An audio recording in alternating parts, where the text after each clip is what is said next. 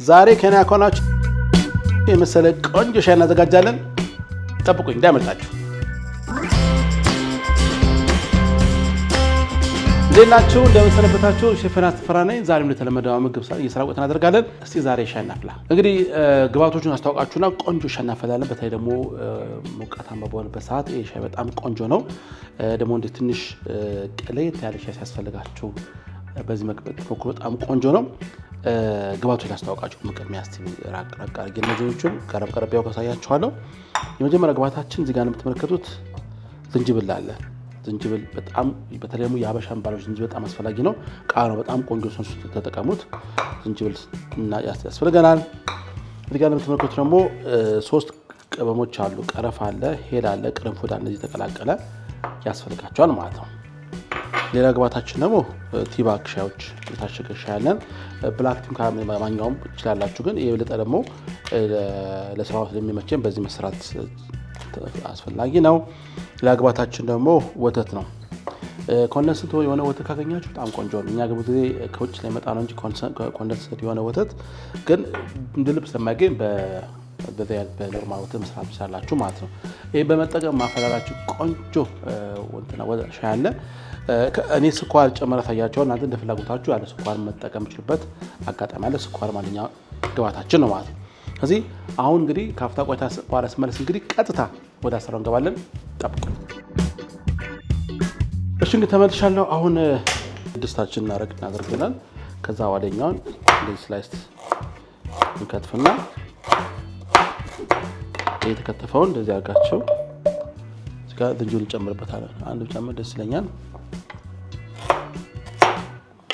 እንዲያርጋችሁ ዝንጅብል እናደርግበታለን። ዝንጅብሉን ካደረግን በኋላ ውሃ እናመጣና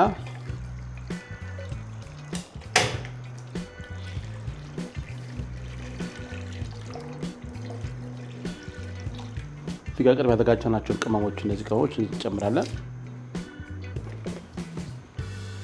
ይሄ እንደዚህ አድርገን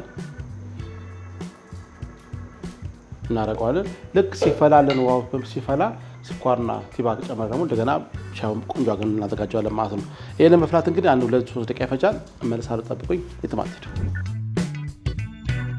እሺ ተመልሳለሁ። እንግዲህ አሁን እንደምትመለከቱት በደንብ ያጎ ፈልቷል። አሁን ደስ የሚል ቃና አለው። የዝንጅብልና የቅመሞቹ ውህደት በጣም ደስ የሚል ቃና ምትሆንኛል። ይሄ ከመጣ በኋላ ምን ታጋላችሁ መሰላችሁ? እንደዚህ 3 ቲባጎች፣ ሁለቱም በቂ ነው። 3 ቲባግ እንደዚህ አጋቸው እንጨምራለን። ቅርታ እንትራን ጨመርኳት። ማስታወቂያ መግባት የለባትም። ችኛው ታረጉና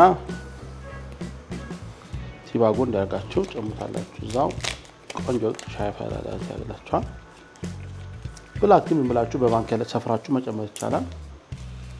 ግን ብዙ ስታጠሉ አትቸገሩ በሚል መሳባት ማለት ነው። እንዲህ ካረግን በኋላ ሻዩ እየቀላ ይመጣል።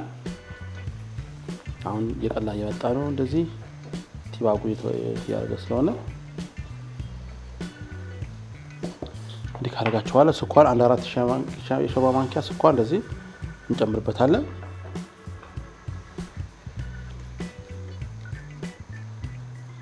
በጣም የሚያምሩ ናቸው። ታላሽ ከለሩ በጣም ያምራል። እንደዚህ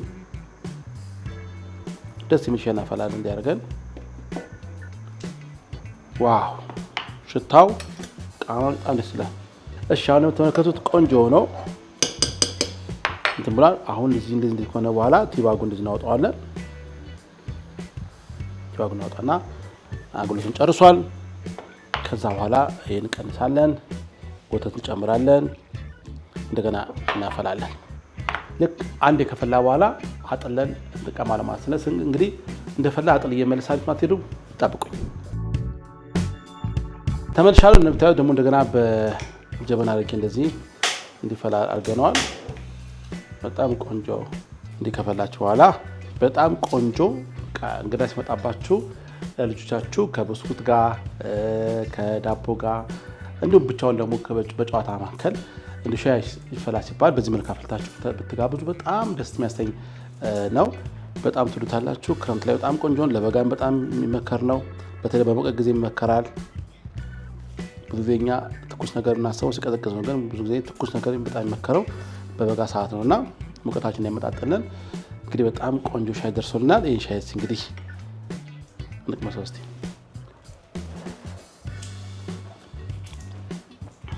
ዋው የዝንጅብሉ ቃና በደንብ አለ። ቅመሞቹ በጣም ተዋህደዋል። እንደገና ደግሞ ወተትና ሻይ ቅጠሉ ሲገናኝ በጣም ቆንጆ ሻይ ነው። በነገር የምትመጡት ሻይ ቅጠል ራሱ በጣም ወሳኝ ስላሉ ቆንጆ ሻይ ተጠቀሙ። በትክክል ብላክ ቲ የምታገኙ ከሆነ ትክክለኛ ጥቁሩን ሻይ በታገኙ ስለሁለት ደግሞ በጣም ቆንጆ ያደርግላቸዋል። ከዚህ ደመቅ እንዲል ያደርግላቸዋል ማለት ነው። እንግዲህ እንደምታዩት በጣም ደስ የሚል ሻይ አፍልቻለሁ። ቤተሰቦችን ግን ሰብስክራይብ ማድረግ እንዳይዘነጋ፣ የደወል ምልክቱን ጫን አድርጓት።